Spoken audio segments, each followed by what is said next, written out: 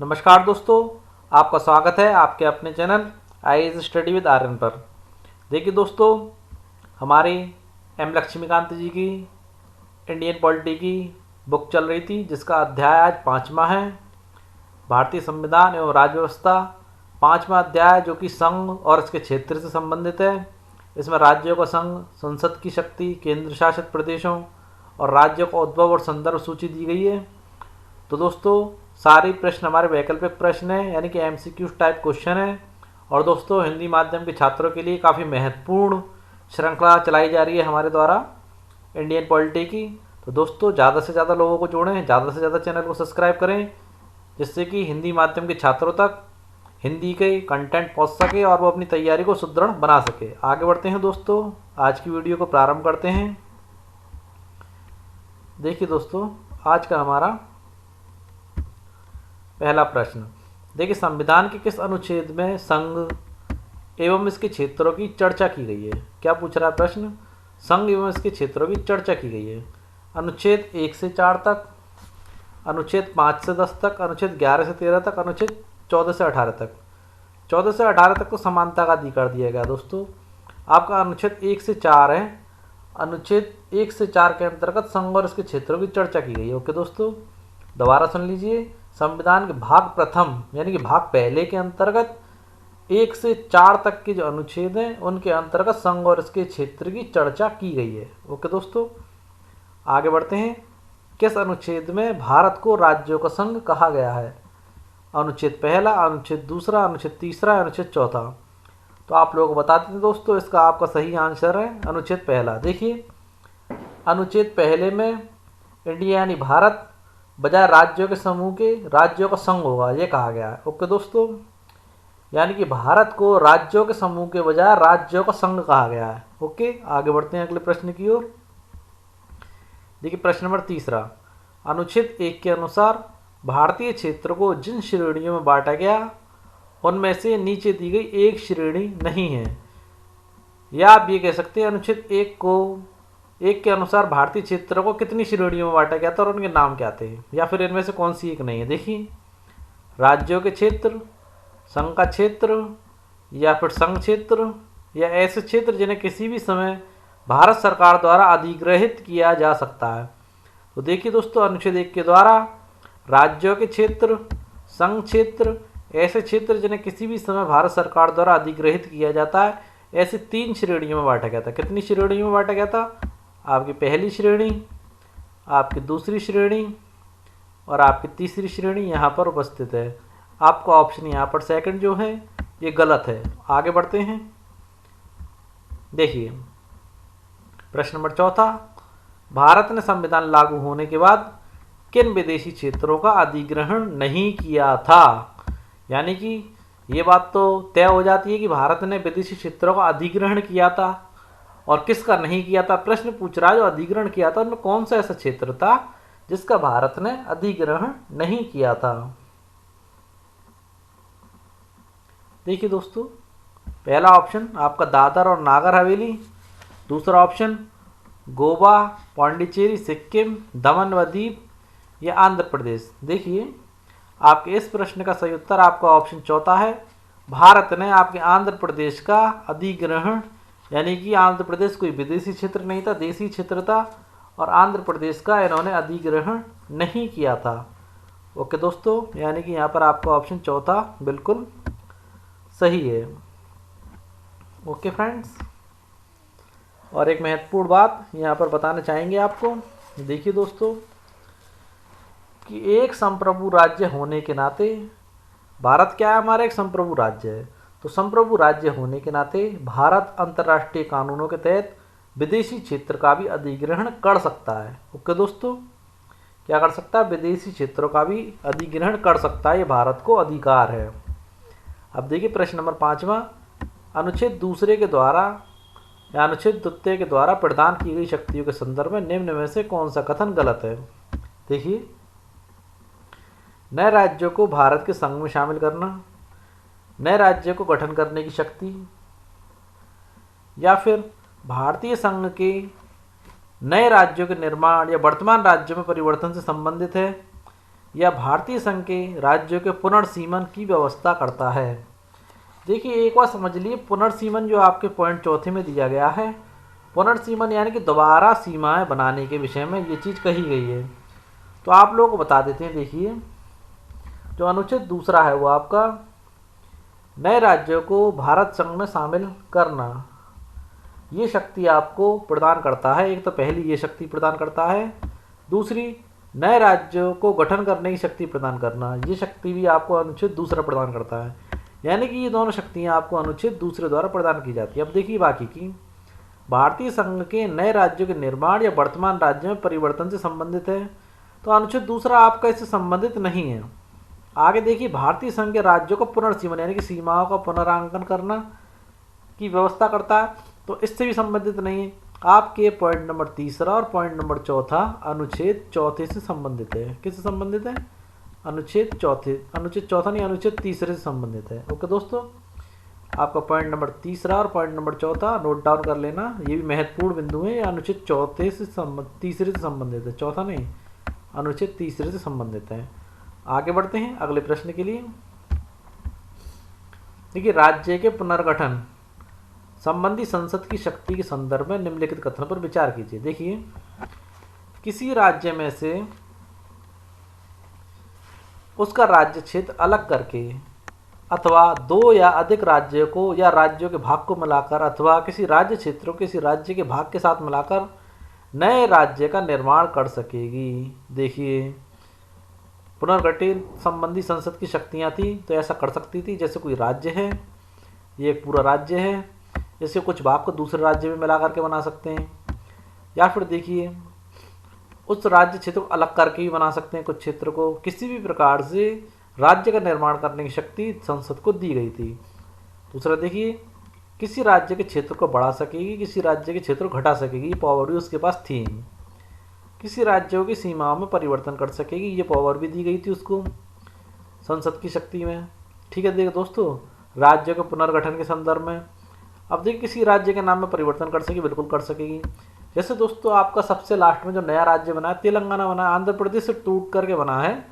तो दोस्तों बनाया गया जब शक्ति थी हमारी संसद को राज्य के पुनर्गठन की, तभी तो बनाया गया। अगर शक्ति नहीं होती तो कैसे बनाया जा सकता था? देखिए उपरोक्त कथनों में से कौन से कथन आ सकते हैं? तो सत्य हैं पूछ रहा है, तो यहाँ पर तो आपके सारे ही कथन सत्य हैं। आगे बढ़ते हैं अगले प्रश्न की ओर। ये प्रश्न नंबर 7वां, 100वां संविधान संशोधन अधिनियम 2015 में जो हुआ था को अधिनियमित क्यों किया गया था? रीजन पूछ रहा है को उसको अधिनियमित क्यों किया गया था। ओके दोस्तों, पहले प्रश्न नंबर 6 से संबंधित कुछ महत्वपूर्ण बिंदु और बताना चाहूँगा, कुछ चीज़ें रह गई हैं यहाँ पर। देखिए दोस्तों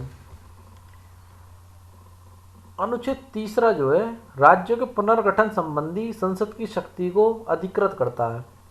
दोस्तों परिवर्तन से संबंधित अध्यादेश को राष्ट्रपति की पूर्व मंजूरी के बाद ही संसद में पेश किया जा सकता है। यानी कि अगर किसी राज्यों की सीमाओं में परिवर्तन करना है, नाम परिवर्तन करना है, क्षेत्र बढ़ाना है या घटाना है, तो ऐसा अध्यादेश है वो राष्ट्रपति की पूर्व मंजूरी के बाद ही संसद में पेश किया जा सकता है।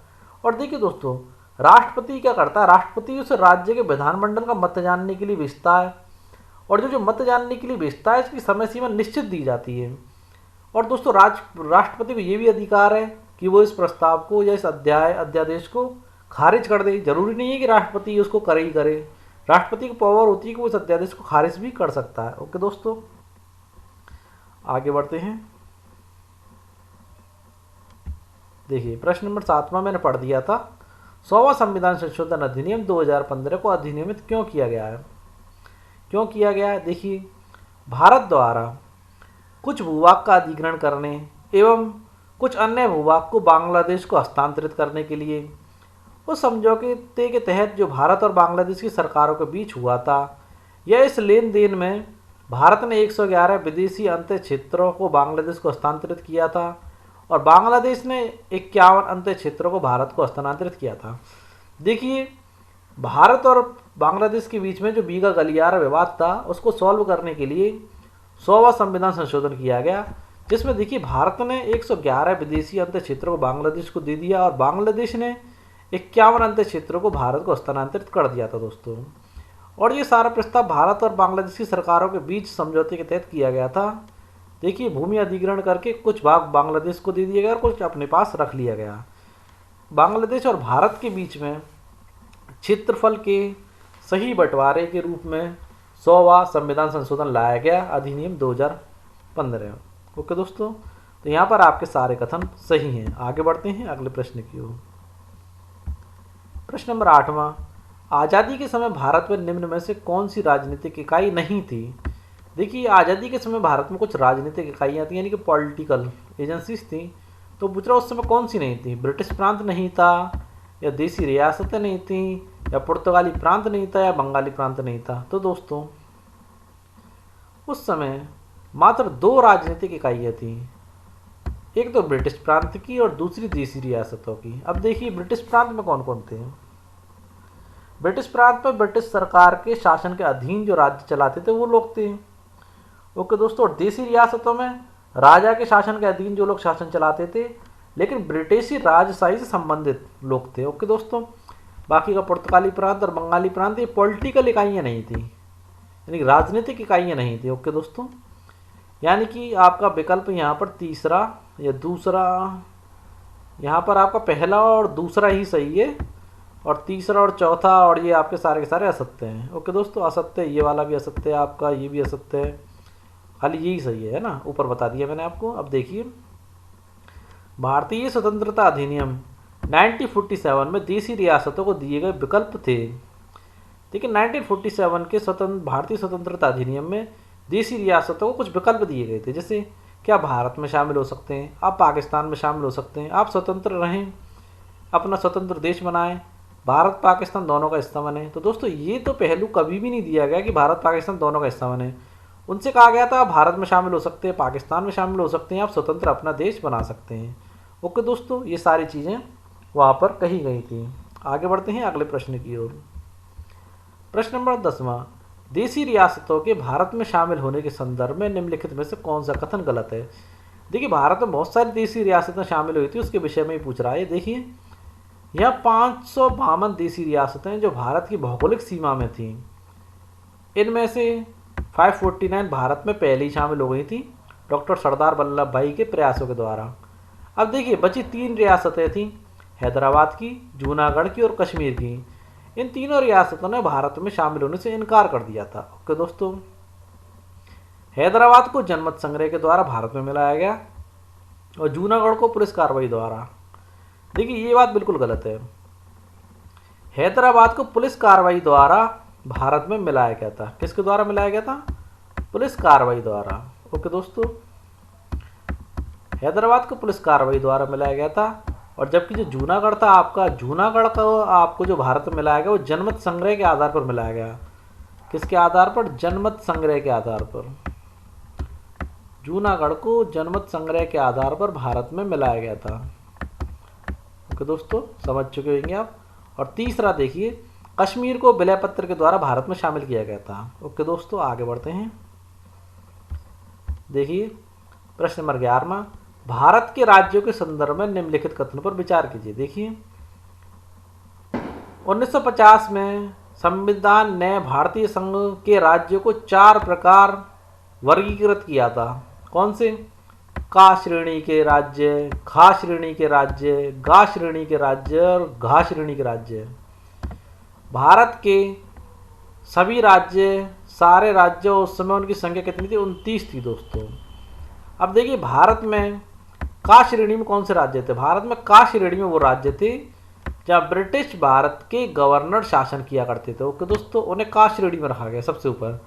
फिर खा श्रेणी में 9 राज्य विधानमंडल के साथ शाही शासन वाले राज्य आए थे दोस्तों। ओके दोस्तों, जहाँ राजाओं का शासन रहा था। और दी गा श्रेणी के राज्यों में ब्रिटिश भारत के मुख्य आयुक्त का शासन वाले राज्य आए और कुछ शाही शासन भी आए थे। और देखिए, इसी भाग गांव में कुल राज्य आपके 10 थे का केंद्रीकृत प्रशासन था। क्या था? केंद्रीकृत प्रशासन था। अब देखिए, अंडमान एवं निकोबार द्वीप को अकेले घा राज्य में रखा गया। इन दोनों कौन से राज्य में रखा गया? घा राज्य में रखा गया। उपरोक्त कथनों में से कौन से कथन सत्य हैं? तो यहाँ पर आपके सारे ही कथन सत्य हैं दोस्तों। आगे बढ़ते हैं अगले प्रश्न की ओर। देखिए, प्रश्न नंबर 12वां, भारत सरकार ने कब एवं किसकी अध्यक्षता में भाषाई प्रांत आयोग का गठन किया था? किसका भाषाई प्रांत आयोग का गठन किया था? अप्रैल 1947 में डॉक्टर राजेंद्र प्रसाद की अध्यक्षता में, या जून 1948 में के.एस. धर की अध्यक्षता में, या फरवरी 1949 में जवाहरलाल नेहरू की अध्यक्षता में, या फिर निम्न में से कोई नहीं? तो दोस्तों आप लोगों को बता देते हैं, जून 1948 के एस के धर जी की अध्यक्षता में भारत सरकार ने भाषाई प्रांत आयोग का गठन किया था। और सुन लीजिए दोस्तों, 2 जून 1948 में भारत सरकार ने एस के धर की अध्यक्षता में भाषाई प्रांत आयोग की नियुक्ति की। आयोग ने अपनी रिपोर्ट कब सौंपी वो और जान लीजिए। आयोग ने अपनी रिपोर्ट दिसंबर 1948 में सौंपी थी। और देखिए दोस्तों, इस रिपोर्ट में क्या कहा गया था। देखिए, आयोग ने रिपोर्ट जो पेश कर दी अपनी, वो तो 1948 को पेश कर दी, और आयोग ने सिफारिश की। क्या कहा? राज्यों का पुनर्गठन भाषाई कारक की बजाय प्रशासनिक सुविधा के अनुसार होना चाहिए। क्या कहा? भाषा का पुनर्गठन भाषाई कारक की जगह प्रशासनिक सुविधा के अनुसार होना चाहिए। और दोस्तों इसी बात का काफ़ी विरोध हुआ, इतना विरोध हुआ कि जेबीपी समिति बनानी पड़ गई। जो नीचे अगला प्रश्न है वो इसी के बाद ही प्रारंभ होता है। इस बात का विरोध, यानी कि लोग बाग ज़्यादातर भाषाई आधार पर राज्यों का पुनर्गठन चाहते थे, ना कि प्रशासनिक सुविधा के आधार पर। और ये जो समिति थी, इसने क्या था, भाषाई प्रांत आयोग ने क्या कह दिया था कि भाषा के आधार पर ना होकर के प्रशासनिक सुविधा के अनुसार होना चाहिए। ये बात लोगों को हजम नहीं हुई, या लोग वाक इससे सेटिस्फाई नहीं हो पाए थे। इसलिए अगला प्रश्न देखिए, प्रश्न नंबर 13, जेबीपी समिति के संदर्भ में कौन सा कथन गलत है? देखिए, धर आयोग की रिपोर्ट से अत्यधिक असंतोष फैल गया, जैसे कि मैंने अभी आपको बताया था थोड़ी देर पहले ही। परिणाम स्वरूप कांग्रेस द्वारा दिसंबर 1948 में एक अन्य भाषाई प्रांत समिति का गठन किया गया। बिल्कुल सही बात है ये। इसमें अत्यधिक असंतोष फैल गया और 1948 में एक अन्य भाषाई प्रांत का गठन किया गया, जिसे जेबीपी समिति कहते हैं। क्या कहते हैं? जेबीपी समिति कहते हैं। यानी कि ये पॉइंट भी आपका सही है। देखिए, इसने अपनी रिपोर्ट 1950 में पेश की। कब पेश की इसने अपनी रिपोर्ट? 1950 में पेश की।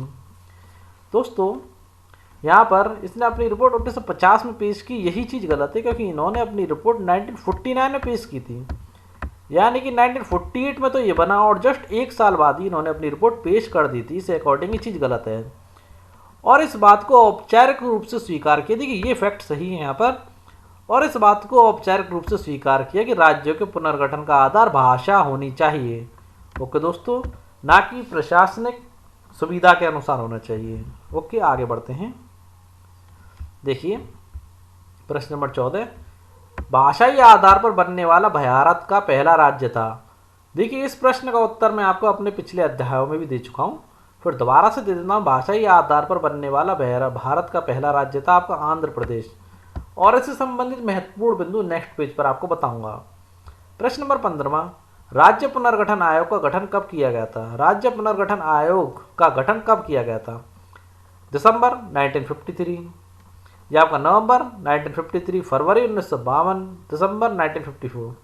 तो आप लोग बता देते दोस्तों, दिसंबर 1953 को राज्य पुनर्गठन आयोग का गठन किया गया था। दोनों प्रश्नों के महत्वपूर्ण बिंदु यहाँ देखिए। 1 अक्टूबर 1953 में भारत सरकार को भाषा के आधार पर पहले राज्य के गठन के लिए मजबूर होना पड़ा था। ओके दोस्तों, देखिए क्या हुआ, मद्रास से तेलुगु भाषी क्षेत्रों को अलग करके आंध्र प्रदेश का गठन किया गया। कैसे गठन हुआ? मद्रास से अलग होकर के तेलुगु भाषी क्षेत्रों को अलग करके आंध्र प्रदेश का गठन किया भाषाई आधार पर। अब देखिए, उस समय की महत्वपूर्ण घटना थी।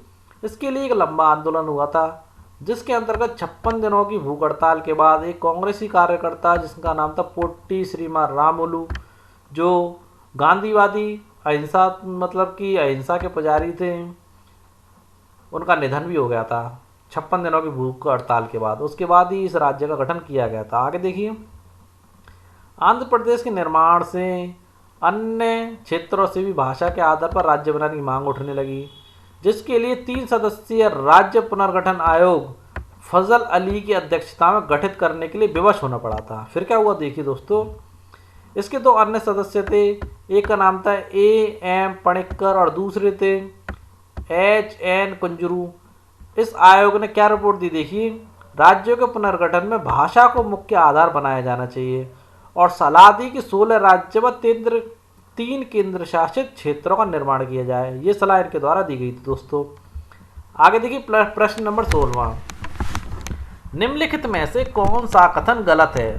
पहला आपका दे रखा राज्य पुनर्गठन अधिनियम 1956 और 7वें संविधान संशोधन अधिनियम 1956 के द्वारा भाग का और भाग खा के बीच की दूरी को समाप्त कर दिया और भाग खा के बीच की दूरी को समाप्त कर दिया गया। ओके दोस्तों, ये पॉइंट आपका बिल्कुल सही है, ये फैक्ट की बात है और उस समय ऐसा ही किया गया था।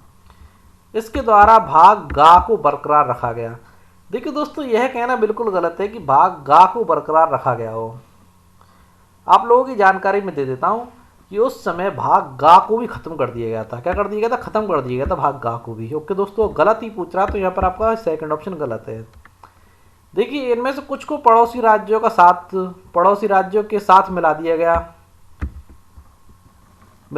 था, तो कुछ को संघ शासित क्षेत्रों के तौर पर पुनः स्थापित किया गया था।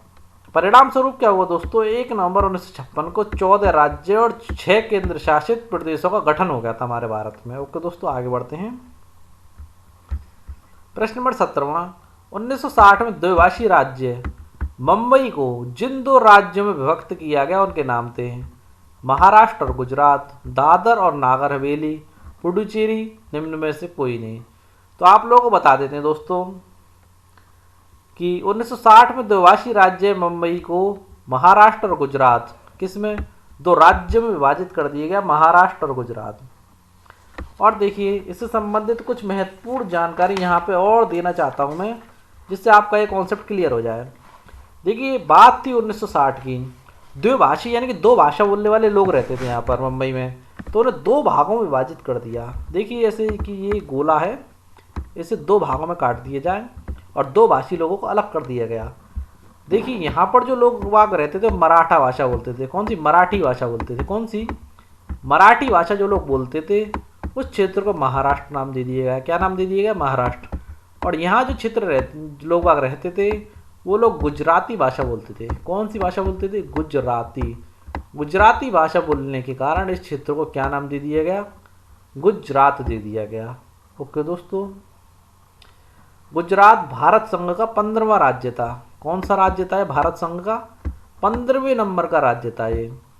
अब देखिए अगला प्रश्न बता देता हूँ, फिर इनके महत्वपूर्ण बिंदु मैंने नेक्स्ट पेज पर भी दिए हुए हैं। देखिए निम्न में से किन राज्य को 12वें संविधान संशोधन अधिनियम 1962 के द्वारा संघ शासित क्षेत्र के रूप में स्थापित किया गया था? देखिए गोवा, दमन, दीव और हैदराबाद। देखिए दोस्तों, आपके गोवा हुआ, दमन हुआ और दीव हुआ, ये तीनों राज्य को 12वें संविधान संशोधन अधिनियम 1962 के द्वारा संघ शासित क्षेत्र के रूप में स्थापित किया गया था। देखिए टाइम था 1961 का। 1961 में पुलिस कार्रवाई के माध्यम से भारत के इन तीनों क्षेत्रों को अधिग्रहित किया गया था। क्या किया गया था? अधिग्रहित किया गया था। बाद में 1987 आती है। कौन सी सन आती है?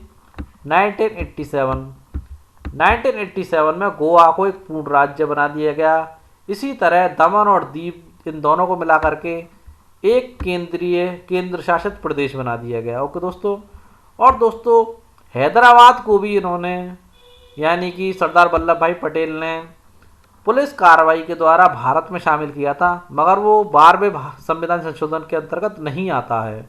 ओके दोस्तों, पहले प्रश्न के महत्वपूर्ण बिंदु थोड़ा सा यहाँ पर देखिए 1960 में द्विभाषी राज्य मुंबई को 2 पृथक राज्य में विभक्त कर दिया गया। महाराष्ट्र मराठी भाषी लोगों के लिए और गुजरात गुजराती भाषी लोगों के लिए। गुजरात भारतीय संघ का 15वां राज्य था। कौन सा राज्य था? 15वां। अब देखिए ऑप्शन में मैंने एक नाम और दे रखा है, दादर व नागर हवेली। ऊपर देखिए यहाँ मैंने एक नाम और दे रखा था ऑप्शन में, दादर नागर हवेली और पुडुचेरी। तो देखिए इन दोनों के विषय में और जानकारी ले लीजिए। देखिए दादर एवं नागर हवेली, देखिए 1954 में इसके स्वतंत्र होने से पूर्व यहाँ पुर्तगाल का शासन था। किसका था? पुर्तगाल का शासन। 1961 आती है। 1961 तक यहाँ सरकार द्वारा स्वयं चुना गया प्रशासन चलता था, या जनता द्वारा चुना गया प्रशासन चलता था दोस्तों। 10वें संविधान संशोधन जो 1961 में हुआ था, इसके द्वारा इसे संघ शासित क्षेत्र में परिवर्तित कर दिया गया। किसे परिवर्तित कर दिया गया? संघ शासित क्षेत्र में परिवर्तित कर दिया गया। अगला देखिए पुडुचेरी के संबंध में। देखिए पुडुचेरी का क्षेत्र पूर्वी फ्रांसीसी गठन का स्वरूप था। इसे भारत में पुडुचेरी, कराईकल, माहे और यनम के रूप में जाना गया। देखिए इसे 14वें संविधान संशोधन अधिनियम द्वारा संघ शासित प्रदेश बनाया गया था। ओके दोस्तों, आगे बढ़ते हैं अगले प्रश्न की ओर। देखिए प्रश्न नंबर 19वां, हिमाचल प्रदेश को पूर्ण राज्य का दर्जा कब दिया गया था? 1971, 1972, 1974 और 1970। तो आप लोगों को बता देते दोस्तों, हिमाचल प्रदेश को 1971 में पूर्ण राज्य का दर्जा दिया गया था। कब दिया गया? 1971 में पूर्ण राज्य का दर्जा दिया गया था। देखिए एक बात और बता देते हैं आपको। देखिए 1966 समय कौन सा था? 1966 अच्छे से नोट डाउन कर लेना या सुन लेना। देखिए 1966 में पंजाब से भारत संघ के 17वें राज्य, कौन सा था? 17वां राज्य हरियाणा। कौन सा राज्य? 17वां राज्य कौन बना? हरियाणा।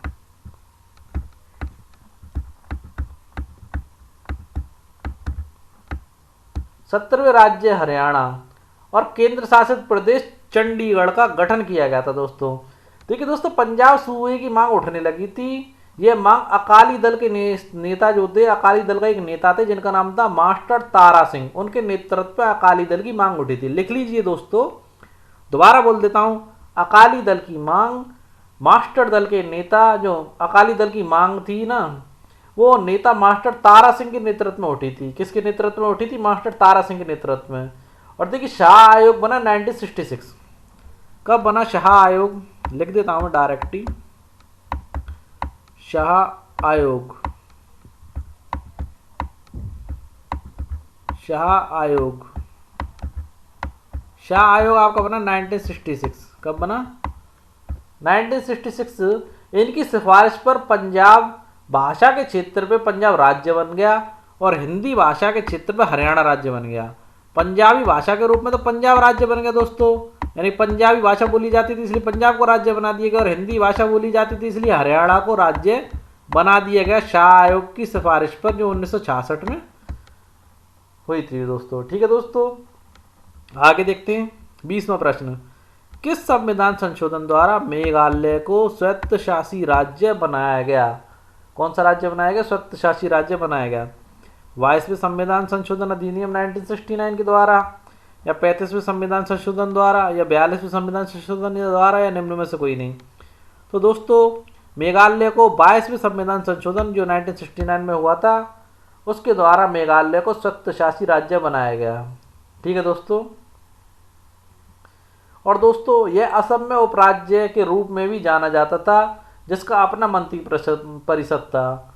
ओके दोस्तों, आगे बढ़ते हैं अगले प्रश्न की ओर।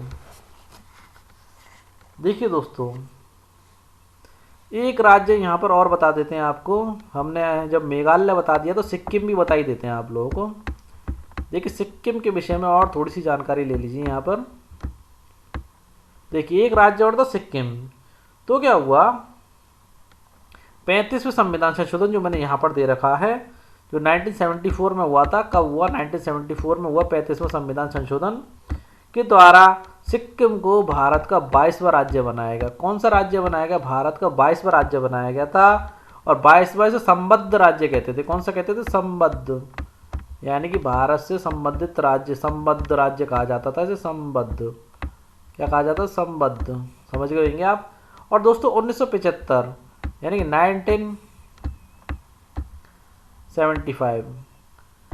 1975 में इसे भारतीय संघ का पूर्ण राज्य बना दिया गया, यानी कि एक साल बाद ही इसे भारतीय संघ का पूर्ण राज्य बना दिया गया था। अब देखते हैं अगला प्रश्न। देखिए भारत के राज्य और कब कौन सा राज्य बना को नीचे दिए गए कूट से मिलान कीजिए। देखिए 26वां राज्य कौन बना आपका, ये पूछना चाह रहा है वो। तो देखिए 26वां राज्य आपका बना था आप लोगों को बता देते हैं। 26वां राज्य आपका ये है दोस्तों छत्तीसगढ़। कौन सा था? 26वां राज्य आपका छत्तीसगढ़ था। देखिए मिला लीजिए ऑप्शन दूसरा। और 27वां राज्य आपका उत्तराखंड था, उत्तराखंड। और 28वां राज्य आपका झारखंड था। क्या था? झारखंड। और 20वां राज्य आपका तेलंगाना था। अब देखिए ऑप्शन के अकॉर्डिंग आपका डी ऑप्शन सही है। दूसरा, तीसरा, चौथा और पहला। पर यह महत्वपूर्ण सूचना दे देता हूँ देखिए दोस्तों, देखिए मध्य प्रदेश, उत्तर प्रदेश और बिहार से पृथक किए गए राज्यों को मान्यता दी गई थी। कब दी गई थी? सन 2000 में। पूरी लाइन सुन लीजिए एक बार, अच्छी समझ जाएंगे। 2000 में छत्तीसगढ़, यानी कि आपका ये वाला राज्य छत्तीसगढ़, उत्तराखंड और झारखंड को क्रम से मध्य प्रदेश, उत्तर प्रदेश और बिहार, इसको किससे अलग किया गया दोस्तों? मध्य प्रदेश से अलग किया गया, मध्य प्रदेश। और ये आपके उत्तर प्रदेश से अलग किया गया, उत्तर प्रदेश। और झारखंड को बिहार से अलग किया गया। किससे अलग किया गया? बिहार से अलग करके नए राज्य के रूप में मान्यता दे दी गई। और ये तीनों राज्य भारत के 26वें, 27वें और 28वें राज्य बने। एक राज्य और यहाँ पर ऊपर दिए रखा है, तेलंगाना। इसके विषय में सुन लीजिए। यानी कि वर्ष 2014 में तेलंगाना राज्य आंध्र प्रदेश से अलग होकर के बना था। किससे अलग होकर के बना था? आंध्र प्रदेश से। इसके विषय में एक बार और सुन लीजिए। आंध्र प्रदेश पुनर्गठन अधिनियम, आंध्र प्रदेश पुनर्गठन अधिनियम कौन सी सन में आई? 2014 में। ने आंध्र प्रदेश को अलग राज्य में बांट दिया। आंध्र प्रदेश शेष तथा तेलंगाना। किसमें बांट दिया? आंध्र प्रदेश शेष तथा तेलंगाना। और हैदराबाद को आंध्र प्रदेश शेष और तेलंगाना लिख देता हूं मैं। और देखिए हैदराबाद को इन दोनों की राजधानी बना दिया गया। किसकी? इन दोनों की संयुक्त राजधानी हैदराबाद को बना दिया। किसको बना दिया गया? हैदराबाद को। यहाँ हैदराबाद से है से समझ जाएंगे। हैदराबाद को इनकी संयुक्त राजधानी बनाया गया 10 वर्षों के लिए। ओके दोस्तों, जब तक आंध्र प्रदेश राज्य के लिए अलग उच्चतम न्यायालय स्थापित नहीं हो जाता तब तक हाई कोर्ट, जो हैदराबाद का हाई कोर्ट था, उसे ही आपका आंध्र प्रदेश और आपका तेलंगाना का हाई कोर्ट बना दिया गया। ओके दोस्तों, आगे बढ़ते हैं अगले प्रश्न की ओर। प्रश्न नंबर 23वां। भारत के विभिन्न राज्य और उनके बदले गए नामों को नीचे दिए गए कूट के माध्यम से मिलान कीजिए। देखिए भारत के विभिन्न राज्यों के नाम बदले गए थे। सबसे पहला संयुक्त प्रांत। देखिए संयुक्त प्रांत जो था वो आपका उत्तर प्रदेश था। कौन सा था संयुक्त प्रांत? उत्तर प्रदेश। और देखिए महत्वपूर्ण बिंदु यही है, संयुक्त प्रांत पहला राज्य था जिसका नाम परिवर्तित किया था। पहला राज्य है जिसका नाम परिवर्तित किया था सबसे पहले। ओके दोस्तों, इसका नाम 1950 में उत्तर प्रदेश किया गया। कौन सी सन में किया गया था? 1950 में उत्तर प्रदेश किया गया, लिख लेना। अब देखिए दूसरा ऑप्शन आपका मद्रास। मद्रास का नया नाम कौन सा था? मद्रास का नया नाम जो आपका रखा गया तमिलनाडु रखा गया। क्या रखा गया? तमिलनाडु। और जो टाइम था वो था 1969। कब रखा गया? 1969 में तमिलनाडु नाम रखा गया था। ओके दोस्तों, आगे देखिए मैसूर। मैसूर का नया नाम आपका कर्नाटक रखा गया। क्या रखा गया? कर्नाटक। समय कौन सा था? 1973 में कर्नाटक रखा गया। और देखिए लक्षद्वीप व अमनदीवी, इसका नाम आपका लक्षद्वीप रख दिया गया। क्या रख दिया गया? लक्षद्वीप। समय आपका सेम था 1973। पूरा बताता जा रहा हूँ मैं डिस्क्राइब में। और देखिए उत्तरांचल, उत्तरांचल को बदल करके आपका नाम क्या रख दिया गया? उत्तराखंड। क्या रख दिया गया?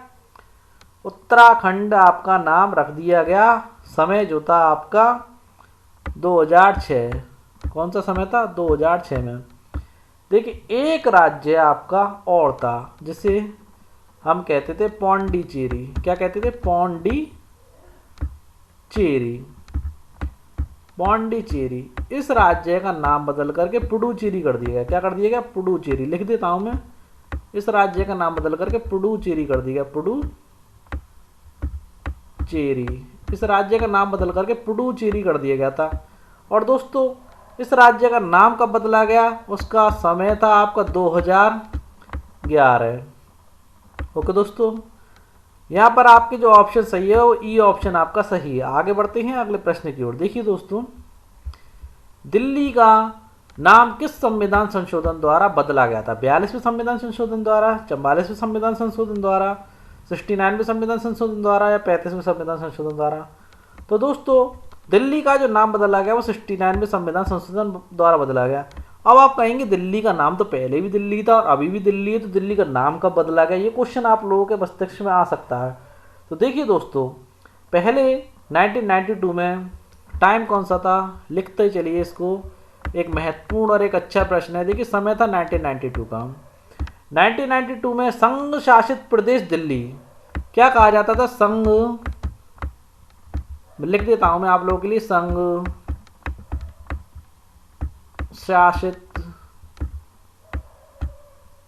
शासित प्रदेश दिल्ली पहले कहा जाता था 1992 में आपका संघ शासित प्रदेश दिल्ली। अब देखिए इसका नया नाम क्या रख दिया गया? राष्ट्रीय राजधानी क्षेत्र दिल्ली। क्या रख दिया गया? नाम बदल करके कर दिया राष्ट्रीय राजधानी क्षेत्र दिल्ली। क्या कर दिया गया? राष्ट्रीय राजधानी क्षेत्र दिल्ली। लिख लेना आप, क्या बना दिया गया? राष्ट्रीय राजधानी क्षेत्र दिल्ली। ये परिवर्तन किया गया। दिल्ली तो दिल्ली ही नाम पहले होता था, संघ शासित प्रदेश दिल्ली अब कहने लग गए राष्ट्रीय राजधानी क्षेत्र दिल्ली। और देखिए इसे बिना पूर्ण राज्य यानी कि अपूर्ण राज्य का दर्जा दिया गया। दिल्ली आपका पूर्ण राज्य नहीं है, ये आप अच्छे से जान लीजिए दोस्तों। जो भी तो अरविंद केजरीवाल कहते रहते हैं कि हमारे पास पूर्ण शासन यानी कि पूर्ण शक्तियां नहीं है दिल्ली को चलाने की, वो सही बात है। और दिल्ली हमारा आज भी पूर्ण राज्य नहीं है, केंद्र का उस पर अधिकार रहता है। ज़्यादातर वहाँ पर जो विभाग हैं वो केंद्र के अंतर्गत ही काम करते हैं। ओके दोस्तों, इस प्रकार आज का हमारा ये अध्याय कंप्लीट हुआ। आपको हमारे द्वारा दी गई जानकारी और प्रश्न कैसे लगे कमेंट बॉक्स में ज़रूर बताएं। चैनल को लाइक करें, शेयर करें और दोस्तों प्लीज़ प्लीज़ प्लीज़ चैनल को सब्सक्राइब करना बिल्कुल भी ना भूलें। आप लोग कंपलसरी रूप से चैनल को सब्सक्राइब करना है और अपने फ्रेंड्स से चैनल को सब्सक्राइब करवाना है और उन छात्रों तक इसे पहुंचाना है जो हिंदी माध्यम से अपनी यूपीएससी आईएएस की तैयारी कर रहे हैं। ओके दोस्तों, कल फिर मिलते हैं अपनी ऐसी एक अच्छी वीडियो के साथ। जय हिंद दोस्तों।